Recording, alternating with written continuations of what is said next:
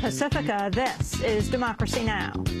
We sent letters, we sent our counter proposal to them months ago, to the board, and we got ignored. We did a parent vote, we sent it to the board, we got ignored. So we was like, okay, they're not gonna respond to us. So we said we're gonna occupy Piccolo to get their attention. Occupy Education. As students hold a National Day of Action today, we look at the nation's largest school systems, Chicago and New York, and the push to preserve quality public education amidst new efforts to privatize schools and rate teachers based on test scores. Then we'll stay in Chicago, where environmentalists are celebrating the closure of 2 coal-fired power plants. The 5th coal plant has caused record numbers of asthma attacks in the community, stroke, heart disease, learning disabilities in the children, neurological problems. We'll speak with Layla Mendez, who lives near one of the closing plants. She became an environmentalist after she developed a breast tumor. Then, as we move towards Super Tuesday, we look at Republican presidential candidate Mitt Romney's proposed tax plan. Number one, I said today that we're going to cut taxes on everyone across the country by 20%, including the top 1%. So that's number one. Plan would raise taxes on the poorest 125 million Americans, while the top 10th of 1% would save on average nearly $500,000 a year. We'll speak with Pulitzer Prize-winning reporter David K. Johnston, author of Free Lunch: How the Wealthiest Americans Enrich Themselves at Government Expense, and stick you with the bill. All that and more coming up. Welcome to Democracy Now!, democracynow.org, the War and Peace Report. I'm Amy Goodman. At least a dozen people have died and some 200 have been injured in a series of major storms and tornadoes through the Midwest and south of the United States. The town of Harrisburg, Illinois, was one of the hardest hit, with 6 people dead and about 100 wounded. North Korea has announced plans to suspend uranium enrichment and halt testing of nuclear and long-range missiles in exchange for U.S. food aid. Under the agreement, North Korea would also allow the return of international nuclear inspectors. The deal would also pave the way for nuclear disarmament talks under the country's new leader, Kim Jong-un. Secretary of State Hillary Clinton called the move a modest first step. The United States, I will be quick to add, still has profound concerns.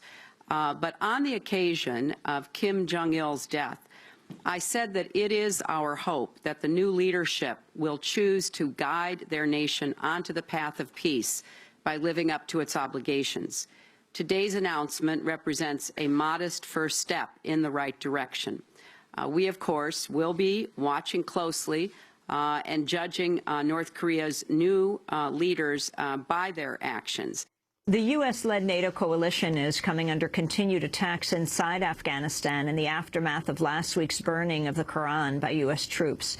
Earlier today, 2 NATO soldiers were shot dead by Afghan shooters, including one believed to be an Afghan soldier.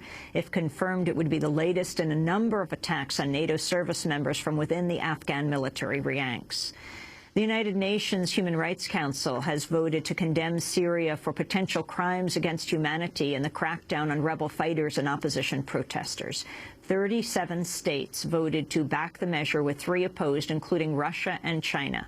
The vote came as the new UN Arab League envoy to Syria, former Secretary General Kofi Annan, said he plans to visit Syria in the coming days to meet directly with President Assad.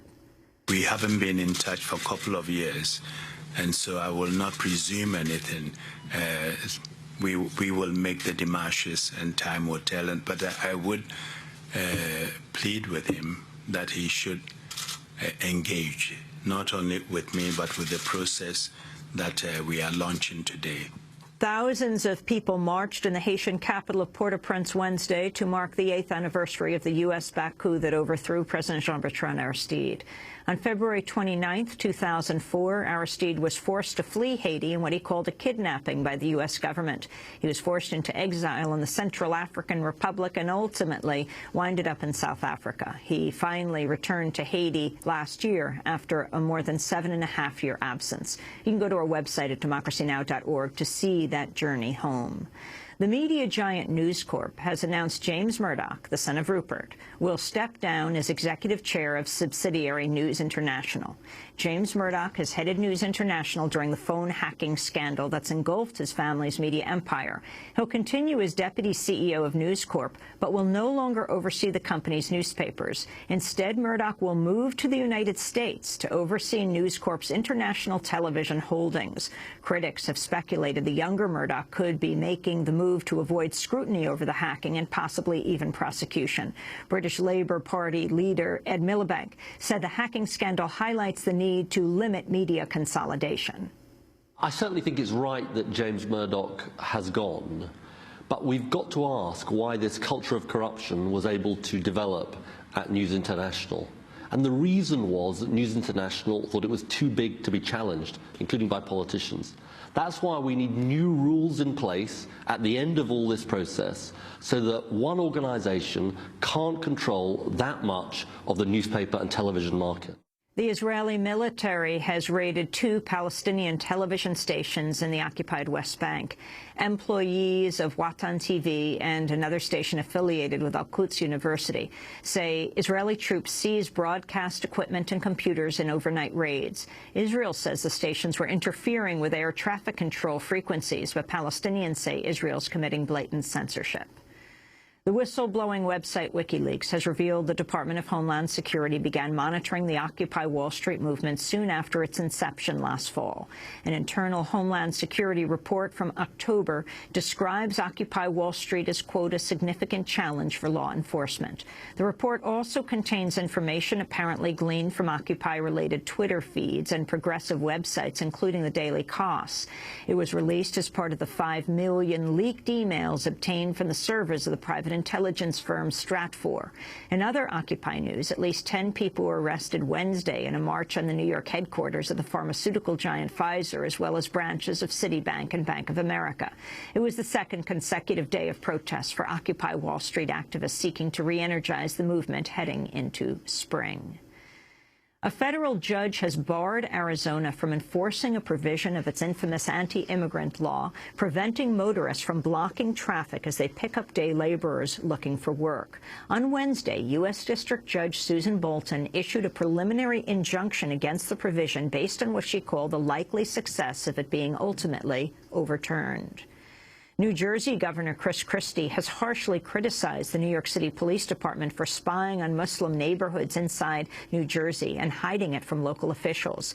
The Associated Press has revealed New York PD agents photographed every mosque in Newark and eavesdropped inside Muslim businesses as part of a wider anti-Muslim spying program across the Northeast. Governor Christie, a Republican, said he doesn't know if the spying was born, quote, out of arrogance or out of paranoia or out of both, unquote. The Democratic-controlled Senate is expected to defeat a symbolic Republican-backed measure today that would exempt Catholic institutions from a White House mandate requiring birth control coverage. In related news, the right-wing talk show host Rush Limbaugh made headlines Wednesday after calling a student reproductive rights activist, quote, a slut for campaigning in favor of contraception coverage for women. Limbaugh made the comment during a rant on his radio broadcast. What does it say about the college co-ed Susan Fluke, who goes before a congressional committee and essentially says that she must be paid to have sex? What does that make her? It makes her a slut, right? Makes her a prostitute. She wants to be paid to have sex. She's having so much sex she can't afford the contraception. She wants you and me and the taxpayers to pay her to have sex. Student Sandra Fluke is a third-year law student and a member of the group Georgetown Law Students for Reproductive Justice. She was barred from testimony at an all-male panel on contraception on Capitol Hill last month. The day after her testimony was blocked, Fluke appeared on Democracy Now! I strongly believe that our government has to legislate for reality, not ideology. So if we don't provide contraception coverage and health care, that's not going to stop anyone from having sex, whether they should or should not be. And we really have to take care of women's health care and not worry about policing their moral choices. Montana's chief federal judge has admitted he forwarded a racist email which suggested President Obama was the product of a sexual encounter between his mother and a dog. In an accompanying note to his friends, U.S. District Judge Richard Siebel called the joke, quote, touching, and said, quote, hope it touches your heart like it did mine. Trying to explain his reasons for sending the email, Judge Siebel said, quote, I didn't send it as racist, although that's what it is. I sent it out because it's anti-Obama, he said. And 5 activists have been sentenced for their role in a protest against U.S. drone attacks in Pakistan and Afghanistan at a New York military base last year. The activists were arrested at the New York Air National Guard base at Hancock Field near Syracuse, New York. They draped themselves in white clothes splattered with blood-red pigment and then staged a die-in at the main entrance to the base. The group calls themselves the Hancock 38 Drone Resistors. 33 of the activists were sentenced in December. On Wednesday, the remaining 5 were sentenced to fines and a 1-year conditional discharge. You can go to our website at democracynow.org to see our broadcast from Syracuse when the trial was taking place. And those are some of the headlines. This is Democracy Now!, democracynow.org, The War and Peace Report. I'm Amy Goodman. And I'm Juan Gonzalez. Welcome to all of our listeners and viewers around the country and around the world.